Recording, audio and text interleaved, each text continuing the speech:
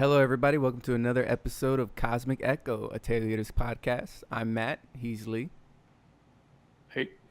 And today we're interviewing Steve Andrews, a very interesting guy known as the Bard of Ely. He's a singer, songwriter, author of some books about herbalism and their pagan and shamanistic traditions. And he's an activist. Does a lot of work with stopping basically like global environmental work. And one of his big ones is writing a song about plastic pollution in the ocean. So he's a very interesting guy. He had a lot to talk about. It was more like a seminar, and let's get right into it.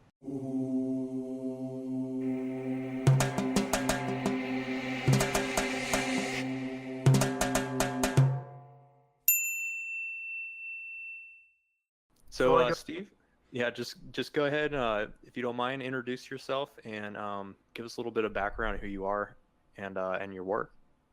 Okay, will do. Well, hi everyone. My name is Steve Andrews. I'm also known as the Bard of Ely. That's E-L-Y, Ely, and not Eli. And I'm known as Green Bard and Green Beard. The last name because I've got a green beard. And the Bard of Ely, I better explain that. I used to write for a magazine called Big Issue. Some of you may have heard of that. It's a magazine for homeless people that's sold in the UK. Okay. And it's really famous in the UK because like every city has Big Issue sellers. And anyway, I used to have a column in that back in 1998. And the editorial team knew that I was a singer-songwriter and a poet because they'd sometimes reviewed my stuff. So they used to start my, whatever I was writing about with the Bard of Ely does, or, whatever I was looking at. Bard of Ely goes along to check out. So I thought, okay, so they're calling me Bard of Ely. And so that's where the name came from. And it sort of appealed to my sense of humor as well, because I was living on this vast council estate. And the only thing this council estate is known for, really, is Shaking Stevens, the rock star who happened to come from there.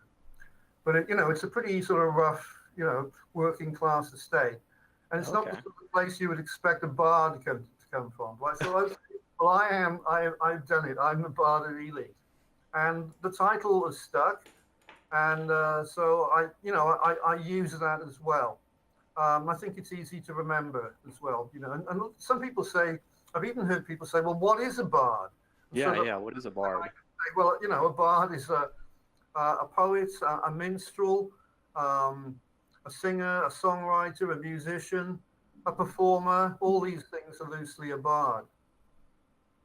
And it's very much also in a sort of Celtic tradition because you have what we call in Wales Eisteddfods, and which is a celebration of music, poetry, and the people who would, read out a poem or do something like this would be a bard.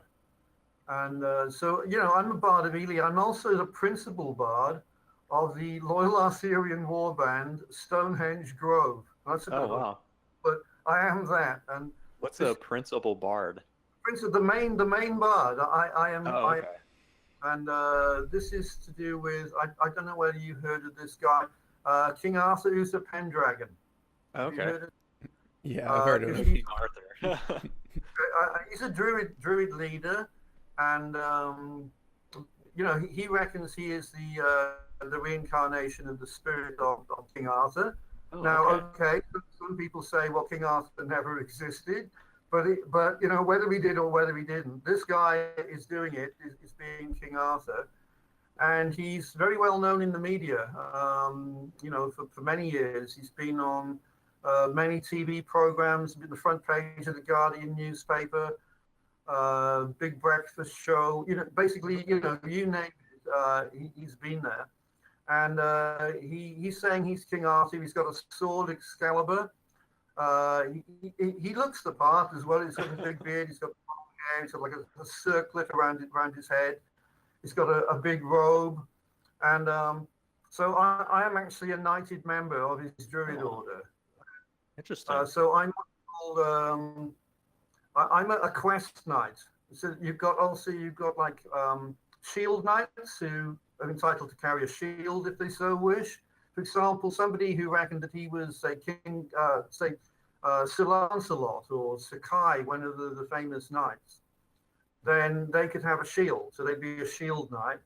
A quest knight is somebody who doesn't claim to know like who they were, but they basically agree with Arthur's whole idea, what he's trying to do. Okay. And I thought, okay, well, I'm like that, and I regard my life as a quest anyway. I'm always looking to do something. Yeah. So I accepted the knighthood of Quest Knight of the Royal Arthurian Warband. Wow. And Arthur is really famous for Stonehenge, for a whole load of different campaigns there. One of the main ones being getting it open to the public for the summer solstice. And years back, he used to get arrested every year for breaking what was called the exclusion zone. The police used to say people cannot go to summer solstice at Stonehenge. And if you were walking on the road, they would call it a procession. And so you could say, well, what is a procession? Is one person a procession? Two people? How many people is it? Anyway, they would often arrest him, and then he would be in the local cells for the night. Huh. And this went on for a number of years, but then finally there was a court case in which he took Wiltshire Constabulary to court for wrongful arrest and imprisonment. And he was awarded, I think it was £2,000 out of court settlement. And then after that, they changed the rules a bit and they let people in. So basically, Arthur, in many people's minds, is the guy that got it together to get people allowed to come in for summer solstice at Stonehenge. And but he's been doing all sorts of stuff. But basically, he is fighting for truth, honor, and justice, which he's calling the ancient virtues. And if you were sworn, into his order, then you swear to uphold the ancient virtues of truth, honor, and justice. And I thought, that's a good thing to do. So that's what I swore to when I became a knight. Nice. I can actually tell you that there's some famous people also in the order. John Lydon, Johnny Rotten, he's been under the sword, and Ozzy Osbourne. Ozzy Osbourne was also, and Jack Osbourne. So they met with her. And so it's basically a spreading movement. So anyway, via that I became the principal bard of the Stonehenge Grove, and I was there this summer solstice, and I have a song called King Arthur's Coming. And I did this song at the dawn ceremony at the Heelstone of the circle there. So that was something, I just did this summer. But I'm supposed to be telling you, like, who I am. Just go off. That's very interesting, man.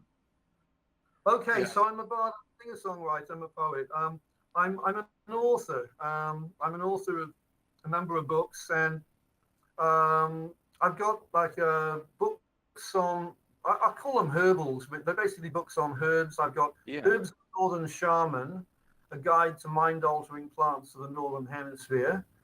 And this book has been out twice. It was first out on Loompanics Unlimited, which is an American publisher. You may have heard of Loompanics. No, I personally haven't. But... Oh, okay. Well, they used to publish a lot of stuff. Pretty much sort of fringe stuff.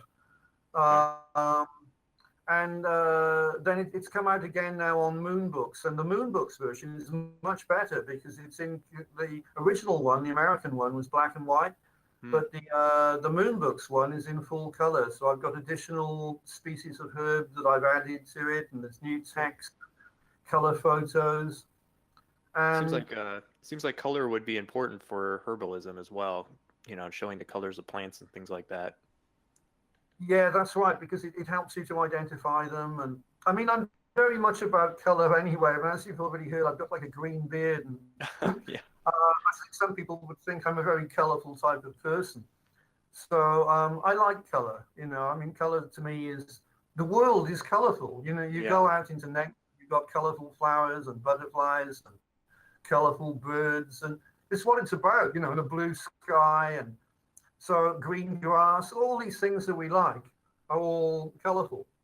So to me, the more color that's out there, the better, So I like a bit of color in my books. And that was my first book. And I've got another book by the same company, Pagan Portals, Herbs of the Sun, Moon, and Planets. Yeah. And I usually, explain that one a bit, because people can say, well, that's a bit weird. How can you have herbs on the sun and the moon and on the planet? As far as we know, there aren't any. Maybe there are some on Mars, but we haven't, sort of discovered them really yet. It doesn't actually mean that the herbs grow on these planets. What it's about is that the ancient herbalists had a system whereby they were sort of combining herbalism with astrology. So they were having a look at what the deities of like Rome and Greece, what these deities ruled over.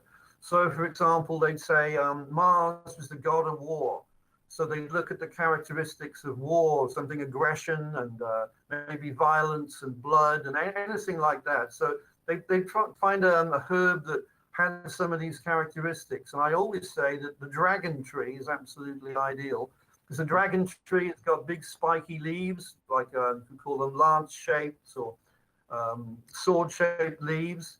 And if you cut it, the resin sort of bleeds a red resin, so they call that dragon's blood. So that's pretty violent. It's got to do with blood and red. And also the tree, it'll grow in very sort of inhospitable areas. It'll grow like on rocky ground, and it stands up, to its environment. It's got red berries as well. So you've got a lot of red there. You've got the spikiness. And so that's a herb of Mars. And then we've got herbs of Venus. Is like, for example, like Venus was known as the goddess of love, yeah? So the rose is a symbol of love, and not surprisingly, the rose was chosen as a herb of Venus. Then we got some of the others are a bit more interesting in a way. Mercury. Mercury was the messenger of the gods, very much about communication. So most of the herbs that you find ruled by Mercury are herbs which really communicate in some way. So they may have like a strong scent and interesting, foliage, flowers, whatever. They make a big impression on you. So you say, oh, hey, this herb really is communicating to me. So then that would be the reason why they would go under Mercury. And what else have we got? We got Saturn and Jupiter. Jupiter, which of course is a gas giant. As a planet, we know it is a gas giant. Gas tends to expand. Gas is not something solid. So one of the characteristics of Jupiter is expansion. So we find quite a lot of trees which are chosen to be herbs of Jupiter, because they expand out. You go underneath a tree and you can see all the branches above you. And the pine tree is an example of that. And also the lime tree. And the lime tree is interesting as well, because it's also in my Herbs of the Northern Shaman, because it has sort of relaxant properties. It makes a very, if you make a tea out of it, which is very popular, it tends to relax you. It's a good tea to chill out to, or with rather. And the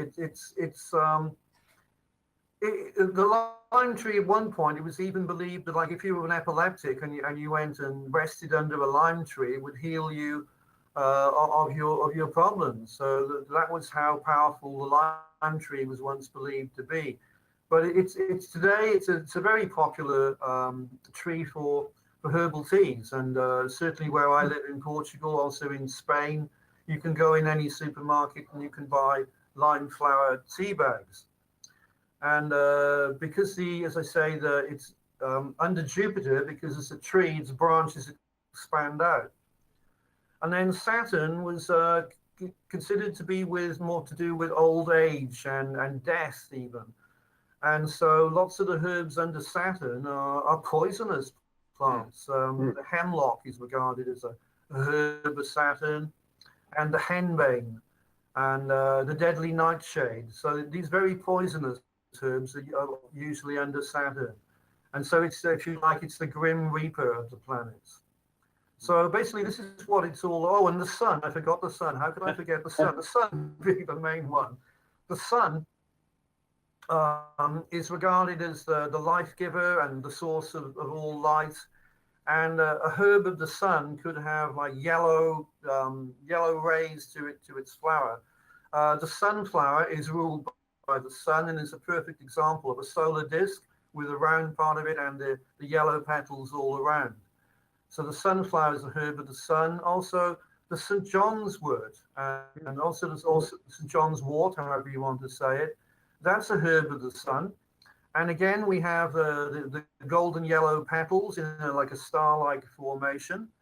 And of course, the sun is a star. And so it's very appropriate that the St. John's wort flower is like a little golden star. And it lifts your spirits, as I'm sure you know. St. John's wort is used as an antidepressant. So again, it's life affirming. It's golden. It's sunny looking, and so yeah, they put that one under the herbs of the sun. If we go to the herbs of the moon, and I'd forgotten the moon. The moon is to do with controlling water, controlling the tides, which is what the moon does. So anything to do with water may be to do with the moon. So the water lily is a prime candidate. The water lily grows in water, but not only that, it's got rounded leaves like a full moon. So that they said, okay, the water lily is definitely a herb of the moon. Some of the others which take a bit more understanding and explaining, like the wild lettuce is a herb of the moon. And that's because if you cut it, the sap that it bleeds, like a latex, is white. So anything which is white or silvery, they thought, okay, that's to do with the moon. And that's another of the herbs, which is also in my Herbs of the Northern Shaman. In this case, because the lettuce has quite strong sedative properties, tranquilizing properties, and you can make a lettuce opium out of it, out of the sap. If you dry this white sap off, it goes like dark, like opium, and it's even been used to adulterate like proper opium. You put some lettuce opium in with it as well. You make more of it, and it's been sold in sort of head shops, and for many years you could buy like a little sachet of dried lettuce leaves. And I don't know if it's legal now because they keep changing the rules with what's legal and what isn't, but it used to be like a legal high. Interesting. So and that's the wild lettuce, which is of course the ancestor of the cultivated lettuce. But the cultivated lettuce again would be regarded as a herb of the moon, because again, if you cut an ordinary lettuce we eat, you see the sap is white. So they say, okay, this is white like the moon. And so that's like, I think I've given you an explanation of what all that's about. Yeah, definitely. And I've got a lot of information. Okay, I've got a new book which isn't out yet, but pictures of it. Well, I've got a copy of it here, but it's not supposed to be out till next April. So this is Herbs of the Southern Shaman. And what I've done in that is in the Herbs of the Northern Shaman, obviously I've looked at herbs that grow in the Northern Hemisphere. And I've used the word shaman sort of loosely, that if the herbs affect the mental state in some way, I thought, okay, they can go in this book. So some of the herbs are sort of hallucinogens, psychedelic herbs, things like morning glory, magic mushrooms, peyote, things like that, but also things which are like sedative, tranquilizing properties, as I said, wild lettuce, the lime tree, the opium poppy. And then I've got also ones which are like St. John's wort, which is an antidepressant, and herbs which are stimulants as well. So all these different herbs, if they affect the mind, then they're sort of candidates for my book. So anyway, so I've done Herbs of the Northern Shaman, and then I thought, okay, well, I better do one for the South as well. So that was a little tricky in working out exactly what is the South, because you've got like the southern states of America. So is this the South or is this in the North America? You see what I mean? You've got southern states in North America. But I thought, okay, well, I'll call that southern. And then Central America, Mexico, has got a fantastic number of plants with properties over the mind, and plants which have been used by, shamans there, and by tribal shamans.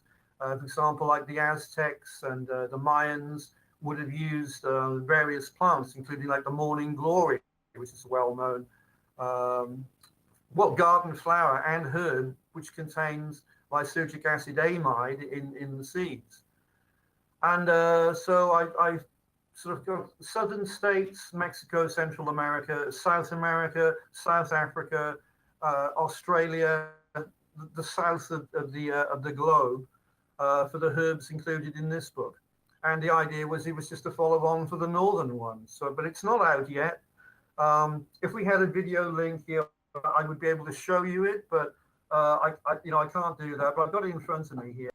So I just wanted to get a little bit of background about you. I know you introduced yourself at the beginning there, but can you tell us a little bit about how you got into this? Because it sounds like you have a ton of knowledge about medicinal plants, and also it sounds like astrology and Celtic traditions. But I'm interested how you got into learning about plants and kind of why are you so interested in this, and then what's your interest zoning into? Like, what are you most interested when it comes to plants? Okay, well, that's a fantastic question, and I'll try and answer. I think really for me, my interests in plants started when I was a little boy, because it wasn't just plants; it was nature, it was everything that was alive. Because when I was about maybe 4, 5. I started to find things outside in the garden that absolutely fascinated me. So I found insects, and I found, different flowers and all these things. And then, to me, they were just amazing. And like things like slugs and snails and worms and all the creepy crawly creatures and the birds and the butterflies and all this stuff was just all like amazing. And so I used to ask my mum and dad what things were, and then they get me little books. And so for me, my passion in life, by the age of 5, was finding out what all these creatures and flowers and things are. And I had like a lot of books then. And as I grew older, I just got more books. So I started to find out more. I used to go out a lot of the time, just looking in the countryside for things. And I was lucky. My father used to take the family out in the car, and we used to go out to countryside locations. So maybe we'd go to a lake, or we'd go to a forest, or maybe some sand dunes or a beach or wherever. And I remember, like, my mother used to think that, I was pretty strange on the beach, because like most children, they go to the beach, they want to go in the sea, like swimming, paddling. I used to take my Wellington boots, my rubber boots, and I didn't go. I'd go in the rock pools, looking for things in the rock pools. Or if it was a river mouse, I'd be wading about in the mud looking for stuff. Because that to me was what was interesting. Like, what is here? What living things can I find here? And like I said, it wasn't just the animals; it was also all the plants. So, and as I became older, I started to learn about the plants are all really important for maybe the animals. For example, a butterfly caterpillar needs a specific type of food plant for that caterpillar.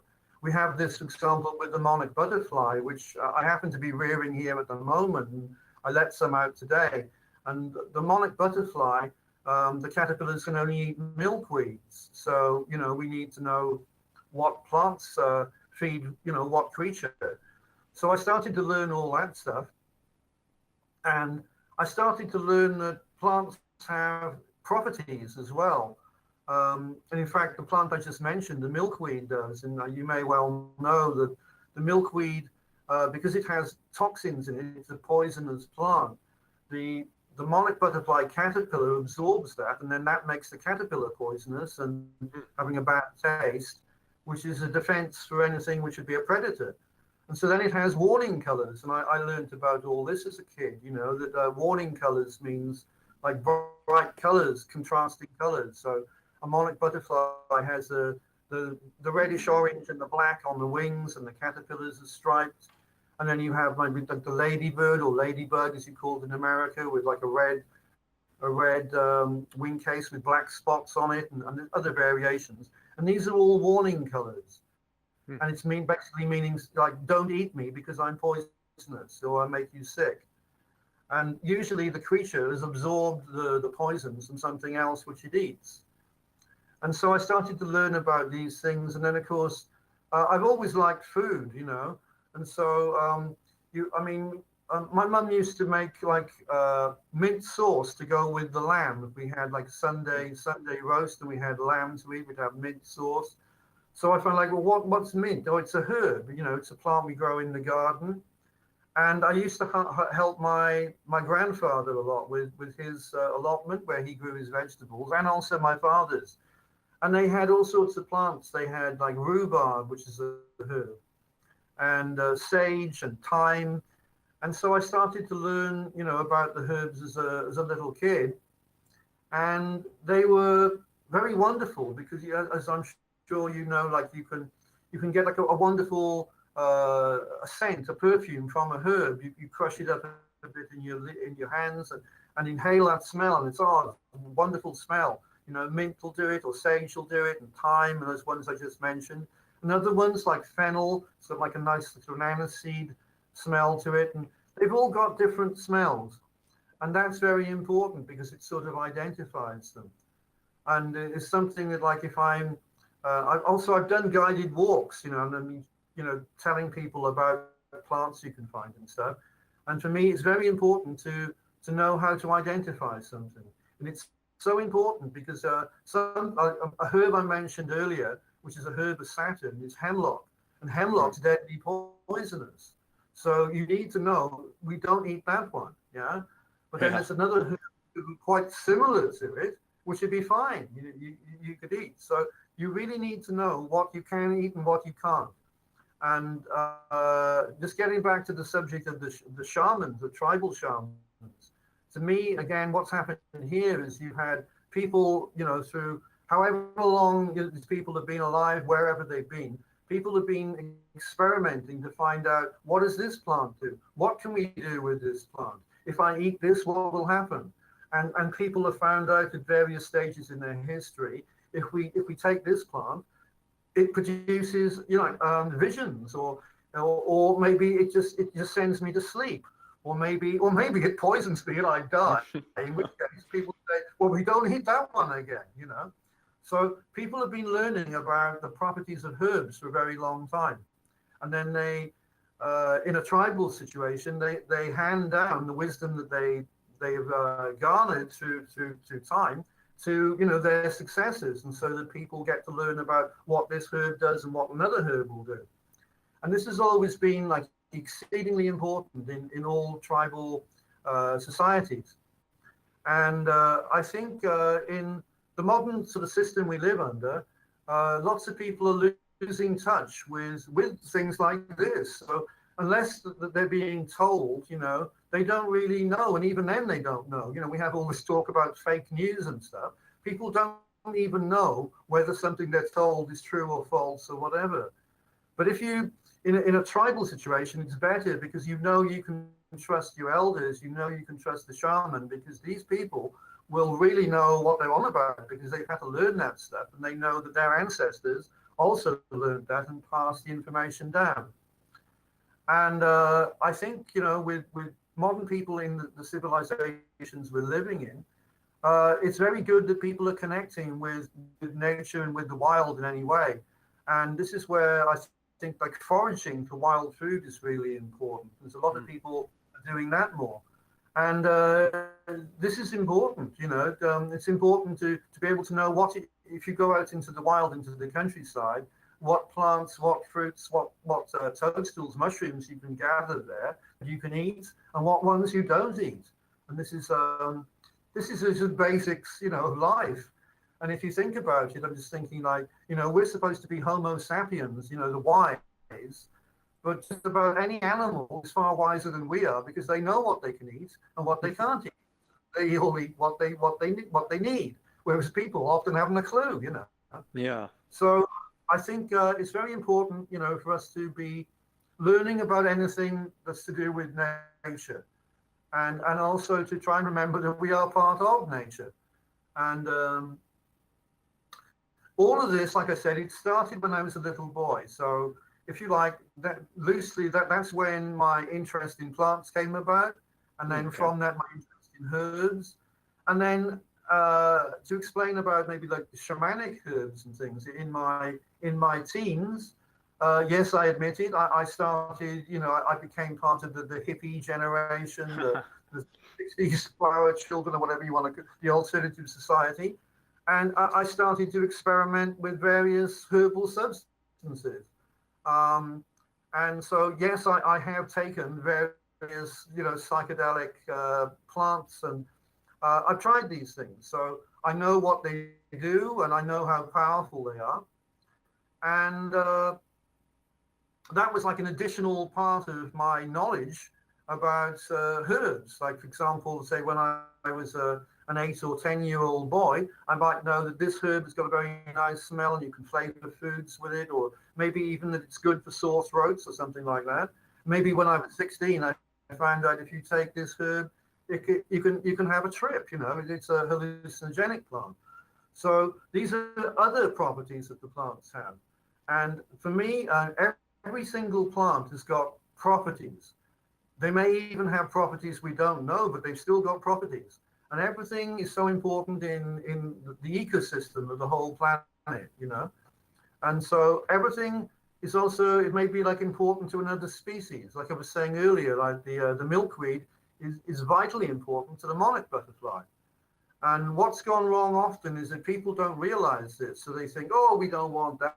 That's a weed, get rid of that. We don't like that.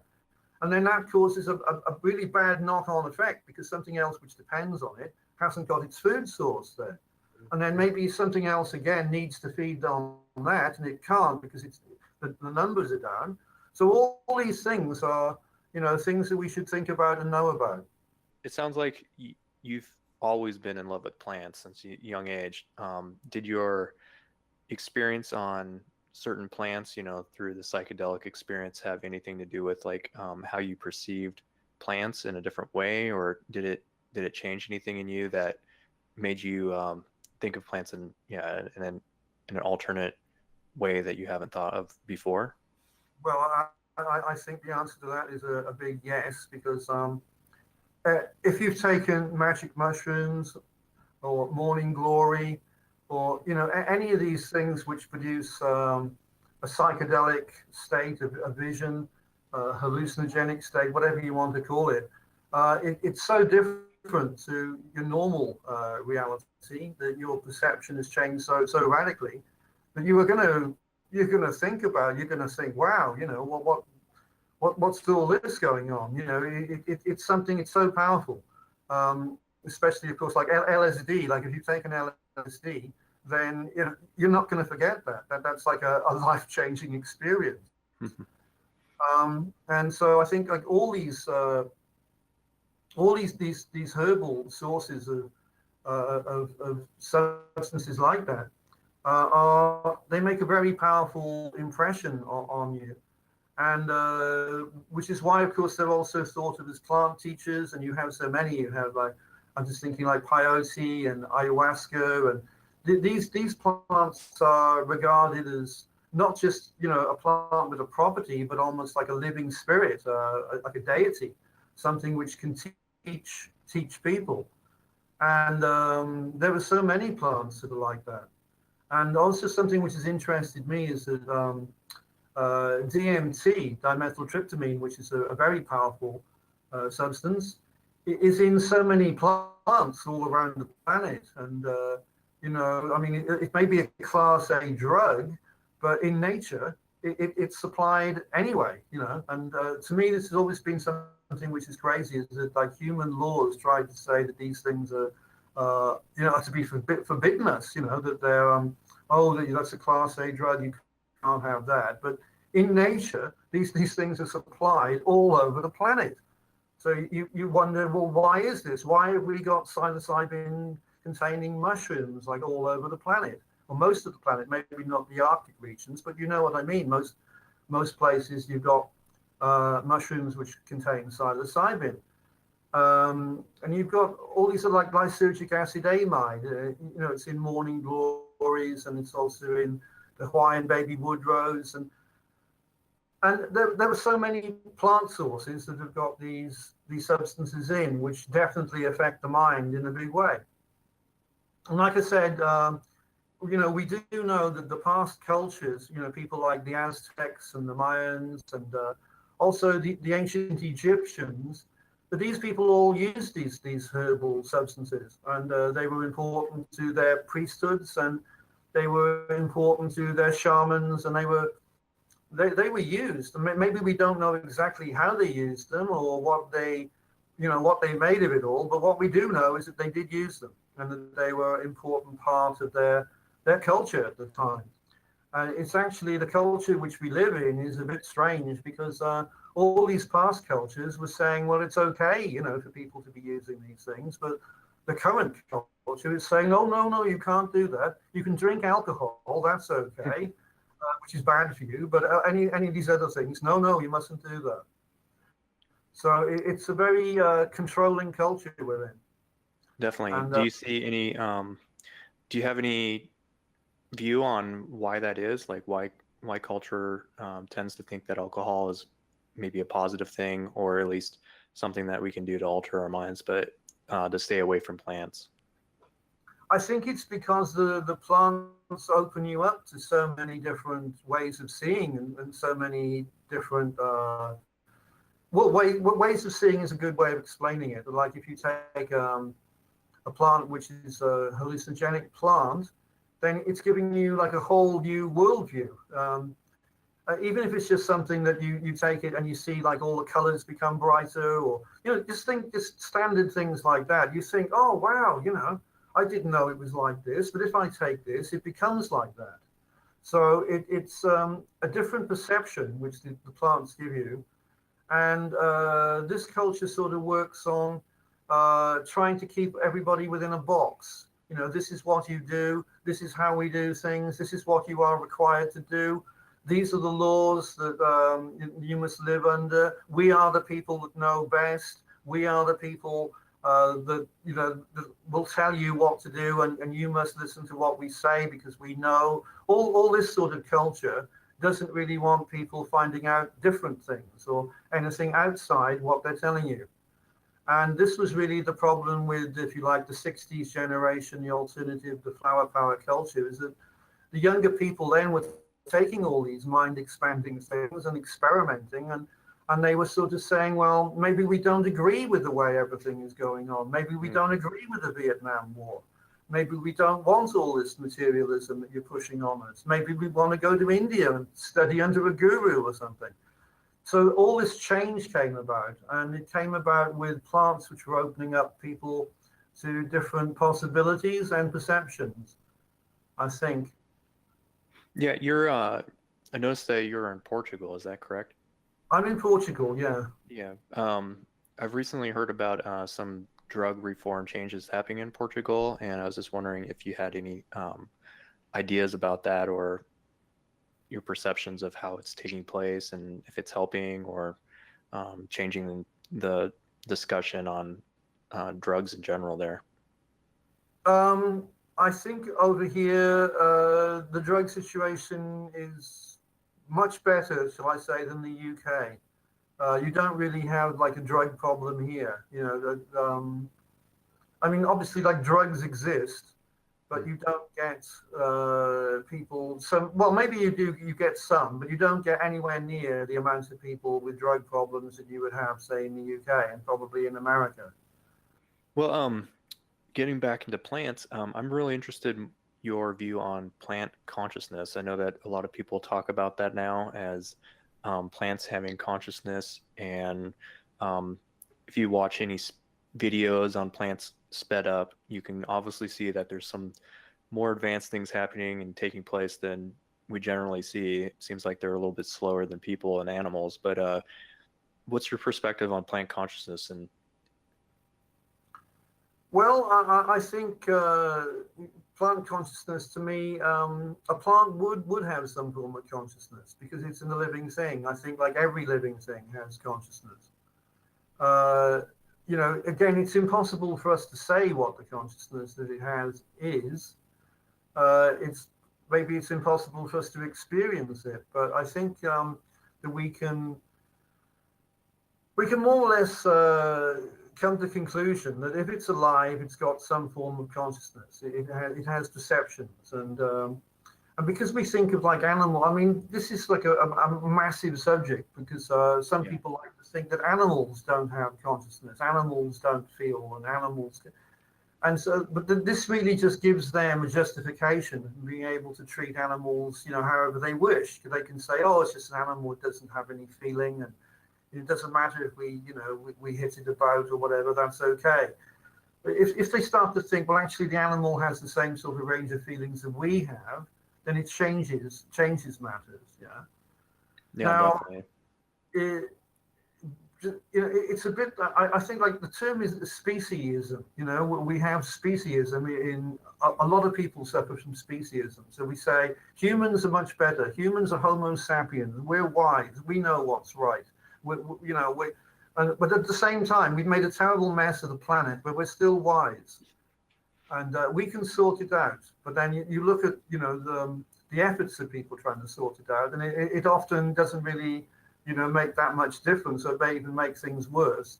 So maybe we can say, well, we're not so wise, but we still like to think, oh, we're better than all these other animals. We can do what we like. They're just animals. Or as I said earlier with plants, oh, this is just a weed. We don't need these weeds. We don't even like them. We're going to get rid of them.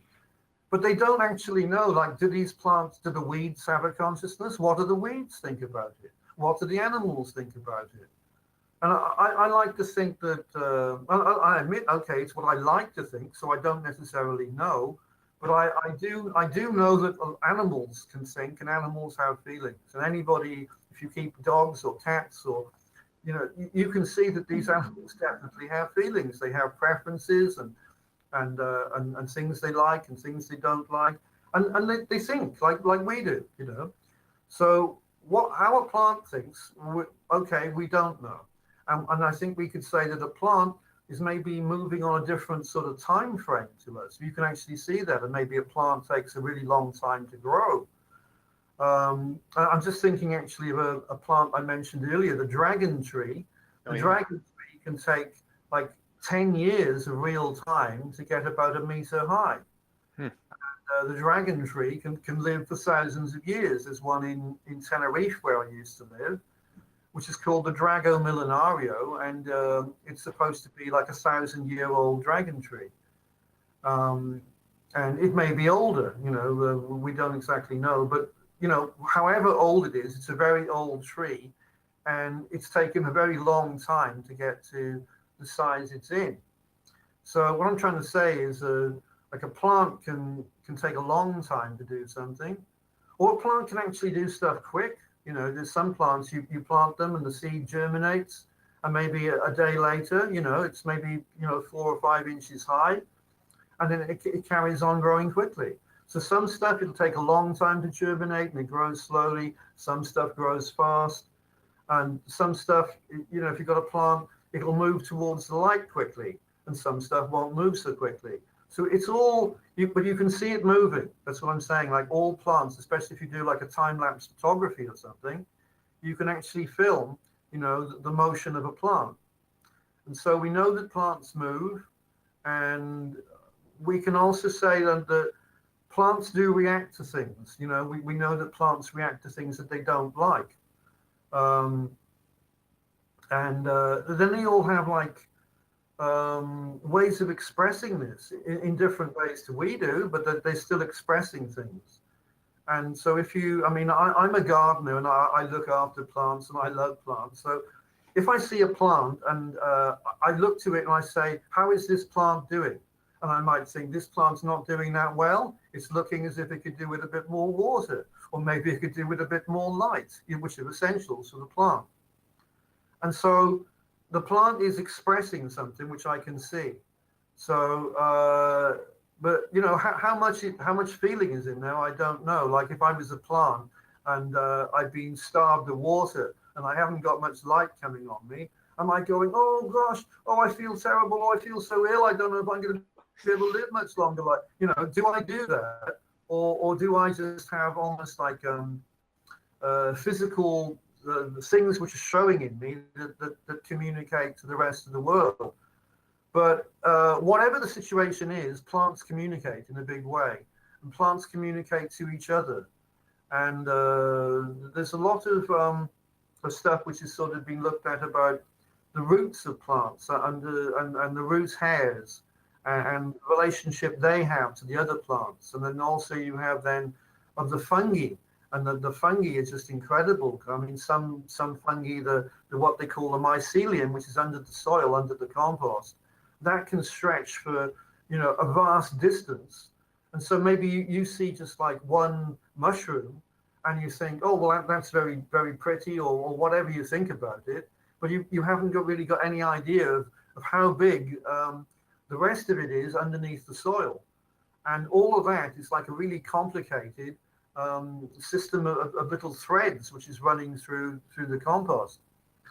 And so you have all this, how to describe it, sort of complicated system of plants linking with other plants and depending on other plants and the conditions of the soil and the dampness of the soil and the amount of heat that the soil has got, and all this different stuff all makes up sort of how well the organisms living in that are going to be able to do. And to me, like all of nature is an incredible communication system as well as everything else. It's all communicating.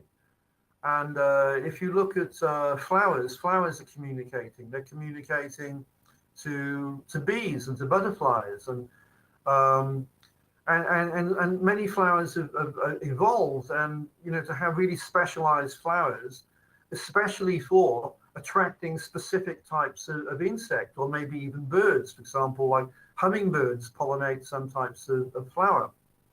So you can have like all this incredible variation, and all of it works by some form of communication. That makes sense. Yeah. Sounds like in your perspective, consciousness is kind of in everything as well, just not just in plants.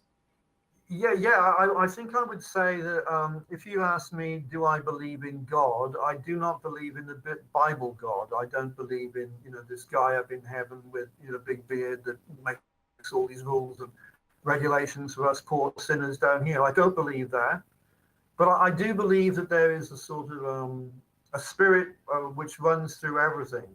If you like, a consciousness of sorts, something which is animating life. I think I would say I do sort of tend to believe that. And yeah, definitely. That sounds like it. I can see that in everywhere I go. I can see all forms of life there. Maybe not so much within human habitations. Maybe you can go into a room. You can see, maybe you can see some people there, but maybe you won't see anything else. Or you might see something. You might see like a moth or a cockroach or something. And if there's any humans, they say, "Oh, go look at that! Kill that! Spray that fast! We don't want any of that type of life here." So, but if you go outside and you go in a forest or in a garden or to a beach or something, you're going to see a lot of life. And to me, life is all over the planet. And this is why also I tend to believe that there is life on other planets in other solar systems. I don't have any problem with that, because I think if you look at this planet and you look at all the different environments to where there is life, you can go to sort of an Arctic area, you can go to the bottom of the sea, to like, the deep, really deep trenches in the bottom of the sea, maybe even with a volcano there, and there's life there. There's life adapted to being really deep under the water, in the dark, in the freezing cold, or in the heat. You have creatures which can live in ice and snow. You have creatures which live up in the air. You have stuff all over the entire planet. You have life which is adapted and evolved to be able to live there. Yeah, it wouldn't make any sense to me that this is the only world where that's happening. You've got all these billions and billions of other worlds and billions of solar systems, galaxies, and all this, and they've all got more planets. To say that there is nothing on any of those, that to me doesn't make any sense. Yeah, I would agree with you on that. It seems like just from watching plants and really kind of interacting with them, the diversity that's available out there, it just seems like they're so versatile, and so they have such an ability to grow in places that, and these are just plants, grow in places that are hard for other things to live there, but they're still alive in there, and it would make sense that we would see plants and other things on other plants because of that. Yeah, sure. I mean, I'm always seeing, if I'm out and about, the plants that are growing there. And I've even been noticing, say, over here in Portugal, because we've had droughts and it's been like really dry and hot. And there are plants which I'm seeing growing here. There's one which is called Auliga. And this plant, I used to live in Tenerife in the Canary Islands, and it grows there. And it's a plant that's adapted to sort of desert conditions. And it's spreading here, I think, because it's getting hotter and drier here. And I always look to see, well, what's going on with nature, And I know, like, I think quite recently David Attenborough said something about this, that species are sort of are moving into different areas, with whatever their adaptation is. They have to, go to an area that suits that. So if something is getting warmer and the creature or the plant is adapted to that, then it has to move into the warmer area. If it prefers it cold, it has to find somewhere which is cold. And for me, at the moment on this planet, everything is moving about because the whole balance, I think, is sort of messed up now. And so we have, you have like freak weather happening, and increasingly. And if a place is getting very hot and dry, and the animals and plants can't live there anymore, then maybe they go, but then other things which can live in a hot, dry area will move in.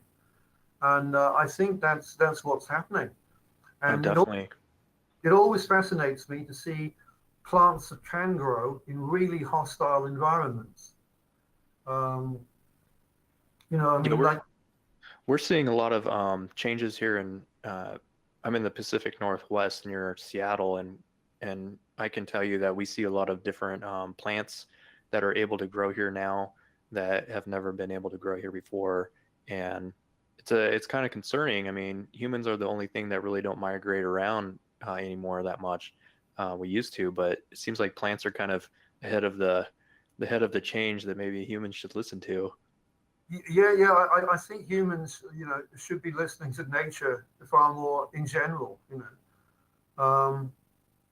You talked about being somewhat of an activist, and I want to get into your recent video that you told us about, and how have you been involved with activism for saving the planet, things like that? I'd really be interested in hearing about that.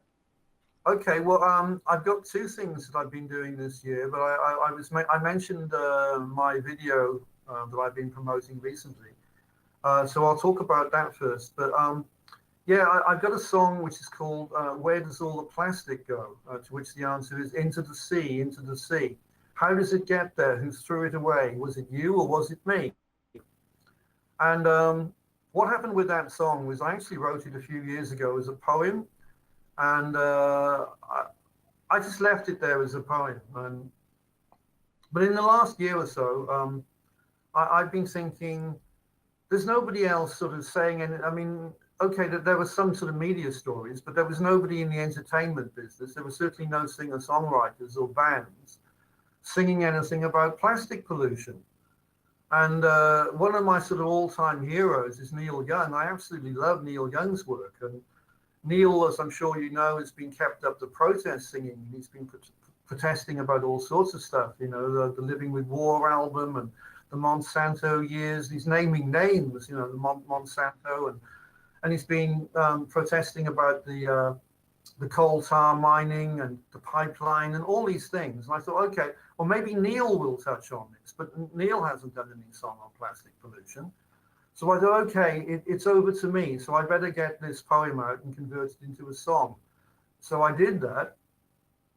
And I've been recording songs with Jace Lewis at his studio in Bridgend in South Wales. And I don't know if you know who Jace is, but he's worked with a lot of very high-profile people, Brian May and Roger Taylor, Queen, Gary Newman. In fact, Jace was touring with Gary Newman earlier this year.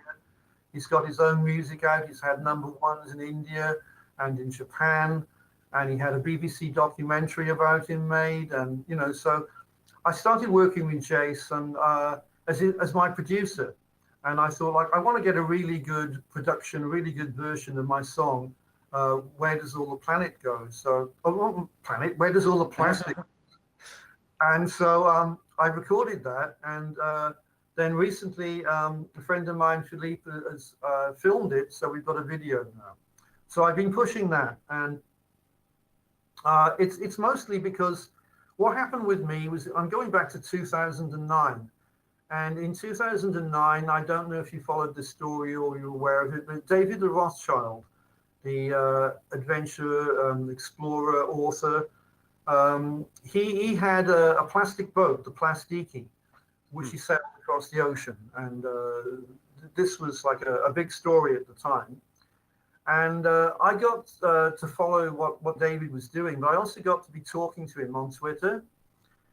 And I learned like so much about, I knew that there was, a bad situation with plastic, but I didn't really realize how bad that situation is.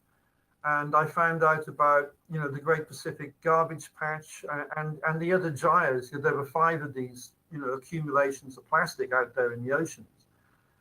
And I started to find out about Captain Charles Moore and about the beaches of Hawaii, which have got all this plastic, even in the sand. So it looks like sand, but it's not, it's plastic, and all this terrible mess. And I thought, oh my God, this is absolutely awful. And I have been following the destruction, which it is really, of the environment ever since, about all the plastic that keeps going out there. And when I was in Tenerife, I took a party of school children out with the science teacher just to look. We went down one beach just to look at how much plastic was on the beach. And I was explaining to them how it got there. And, they were all horrified when we did like a survey to see how much plastic can we find in this square meter of this area of the beach. And you find a tremendous amount. And most of the plastic was coming down a drain, which went directly onto the beach, and you could see it. You could see plastic bottles and bags and all this junk at the bottom of the drain and on the beach below it. And I said to them that this is how the plastic gets out there. It comes down the rivers, it comes down the drains, it comes down the streams. When you get a flood after the storm, all the plastic washes, it goes down the drain. Most of this plastic is ending up in the sea. And the situation has just continued. It's got worse and worse. So I wrote that song, and that's why I've got the song out there, Where Does All the Plastic Go? And what I was going to tell you about as well was the other thing that I've been very active with this year is people campaigning to save the trees. And we're not just talking about the rainforest trees and the deforestation of the planet, which in itself is an absolutely appalling crime against nature. But we've got trees in cities throughout the UK. This is absolutely insane. I don't know, maybe you've seen some of the news, but the city of Sheffield, for example. No, I haven't heard of it. Okay, there's a big city in northern England, Sheffield, and something like 5,000 trees have been chopped down in the city streets by a development company, Amy PLC, with the backing of Sheffield Council. And the residents there are just really upset about this. There's people who've lived maybe in the street for all their life. They've had like a nice grove of trees outside, and then, or their little park or something, and then they come out and all the trees are chopped down. And so people have been saying, well, we don't want this, so we're going to try and stop all this. So there's been demonstrations going on for, I think, maybe the past 2 years in Sheffield. And there have been people taken to court. There have been arrests made.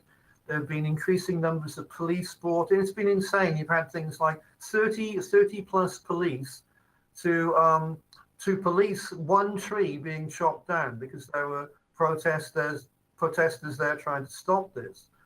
So there's all this fuss been going on, and there's various, high-profile celebrity people have got involved. Bianca Jagger has spoken out about this. Jarvis Cocker, the rock star, he's spoken out about it. And this is just, I'm just talking about Sheffield, yeah, where all this madness of chopping the trees down has been going on. But there's just so many other cities in the UK. It's going on in London, it's going on in Brighton, it's going on in Liverpool, it's going on in Birmingham, Bristol, Cardiff. And I was in Cardiff at the time, and that's how I got involved. Swansea, this is in Wales. There's all these cities where the trees are being chopped. And anybody... Why do you think it's happening now versus, I mean, why is the trees being chopped down in all these cities just happening all of a sudden? Well, I think, and I think most people that have really thought about this, it's being done for money reasons. It's being done, it makes money for a construction development company to do this because they get paid for chopping, axing however many trees. And the councils are saving money. Part of the reasoning there is if you have to maintain a tree and look after a mature big tree, maybe 100 or more years old, a tall tree, it's going to cost you a lot more to look after that tree than it is to get rid of it or to plant like a little sapling in its place, because they're doing that as well. They're saying, oh, well, we're not getting rid of the trees, we're replacing them, we're putting saplings up, and unfortunately they've been doing this and the saplings die. So, it's just not working at all. And it's been mad, but I think, mainly that's the reason. It's to save money. That makes sense. I mean, on their behalf, it makes sense, but people need to realize, and it sounds like people in the UK and where you live, that they're starting to realize that this is important to them, and they want to have some type of life around them when they're in a city and things like that. Gosh, yes. And well, I was just saying, like in Cardiff, there's an area with what is called Roath Brook going through it. This is a big stream that comes out of a lake, and it goes through like a housing area where there were little parks. And the people there were absolutely horrified because not only was this brook going through the park and looked very nice and everything, but there were things like kingfishers, the bird breeding there. There were many fish living in the water there.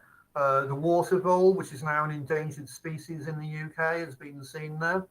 And so they're saying, well, look, this is a nature reserve. This is in the city, but it's a nature reserve. We've got all these wonderful things going along here. And you want to chop down all the trees going along the side of the brook. This is wrong. And the reason that they've been given there is we're creating a flood defense scheme.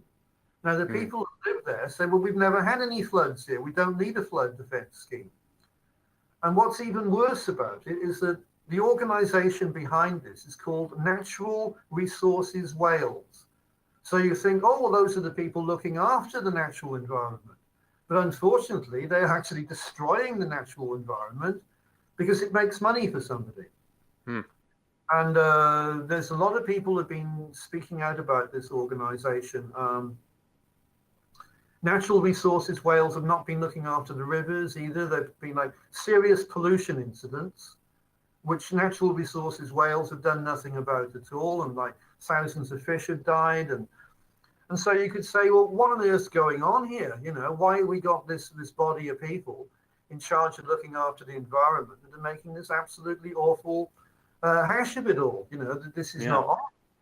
So, but then on a more local level, as I say, like people are saying, well, we don't want our trees chopped down in this little park or by the brook. We don't want to see all this destroyed.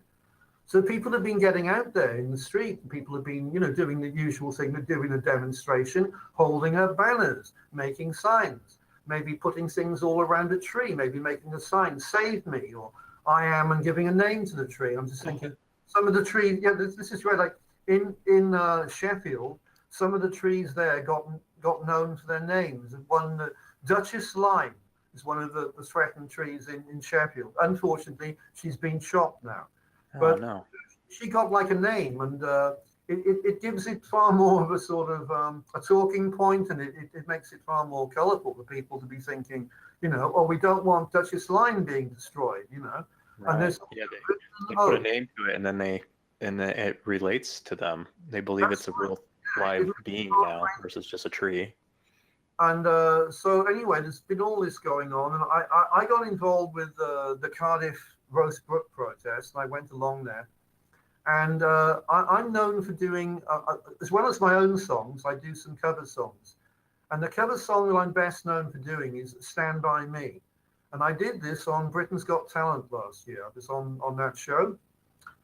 And anyway, I went along to the tree protest, and I changed the lyric to Stand By Tree instead of Stand By Me. And they liked that. And I've also got a song called Kingfisher, and I did that, and it sort of fits with Kingfishers there. And somebody from the group said, was it okay if they made a poster out of me? I said, yeah, sure. So that they made a poster of me with, your trees need you.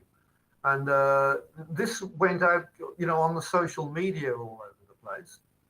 And that sort of established me, if you like, as a poster boy for the Save the Trees movement. Neat. And then something came out of that. There's a guy called Jonathan Downs, and he runs a thing called the Gonzo Weekly. And he also does a lot of other things, but the one thing he does do is the Gonzo Weekly, and he wanted me to interview me for that. And I'm the cover star of one of his issues of the Gonzo Weekly. Awesome. Yeah, I think I saw that on your blog or something. Okay, and that's all about the tree protests. So so this year I've become very active in, trying to save the trees, trying to stop the plastic pollution. And I think that's how I'm going to be continuing. My Nice. focus has gone to, let's do something about the environment, And I say it's very much a people thing, because it's the people are getting out there. People are saying, we don't want all this. We don't want all this plastic in our oceans. We don't want all our trees chopped down. We want a nice environment. Yeah, definitely. I do. I know I do, and my family does. So, well, I appreciate everything you do, Steve. And it sounds like you're making big movements in the protect the environment and also protect the planet kind of way. So I appreciate that for you doing that. Oh, well, thank you, Lee. I think it's, for me, it's something that sort of, I use the word naturally, it comes naturally to me. Because, for me, I've been caring about nature all my life. And it's just like, I've had enough. I don't want to see all this mess being made of everything, Yeah, And, definitely. and that's what I think is great, is that I can see so many other people coming together on that. It's a bit like the John Lennon saying, like, power to the people. I think this is what it's coming to, that the people are coming together to say, we've had enough. We don't want our oceans wrecked. We don't want, and they are doing that. There's more people going out to clean up the beaches. There are people picking up like litter as they go out. People doing jogging. There's even a term for it. I can't think of what it is, but you might have seen it. But there are people going jogging and collecting like litter as they're doing that. And so there's more and more people trying to clean up their environment and to change their life. There's also people making lots of life changes. There's a lot of people becoming vegan now, and people becoming raw foodists, and all sorts of major life changes, trying to do something about their own health, the health of the planet. And I think that's really what it's come to. Well, it makes sense. This is the planet that we live on, and this is what we got to take care of. Otherwise, we're not going to have a place to live anymore, along with plants and animals and things like that. So I totally agree with you on that. And hopefully more people listen to your story and the importance behind it, and they make changes in their lifestyle. Little changes can make big impacts too. So we'll definitely go out and watch your video, and I'll make sure to share that around as well. But Steve, we're kind of running out on time here, but I wanted to give you one last opportunity to shout out to your different websites and media outlets that people can go to in order to follow up on your research, as well as your books and things like that. So what are the important websites and media outlets that you have that you can share? Okay. Well, I think Twitter is a very important one, and Twitter, my tag there is @Bard of Ely. But as I said, I am known as the Bard of Ely, BARDOFELY, @Bard of Ely. I'm on Facebook. What am I on? Your blog as well, all right? Blog, that's right. I've got a Green Bard blog. And you're also published with Moon Books, I believe. Yes, I'm just looking at the page now. Yeah, on Moon Books, which is www.moon-books.net/authors/Steve-Andrews. And on there, you'll find a bio. You'll find a picture of me, actually, when I was on Britain's Got Talent. And you will find my 3 books with Moon Books, including my book, which is coming out next year, Herbs of the Southern Shaman. So that's that. And Facebook, my main page there is facebook.com/Steve Andrews, aka Bard of Ely. Okay. Well, I'll make sure to put all the links in with the article that we will publish along with this this podcast release, and so everyone can go to the website and make sure to find information there for your books as well as all your social media outlets. Well, thank you so much, Lee. This is really helpful, and it's been a real pleasure being on your show tonight. Yeah, thanks for spending time with us, Steve. And I'll make sure to go out and read one of your books and hopefully learn some interesting information about plants, herbs, and shamanism all in one.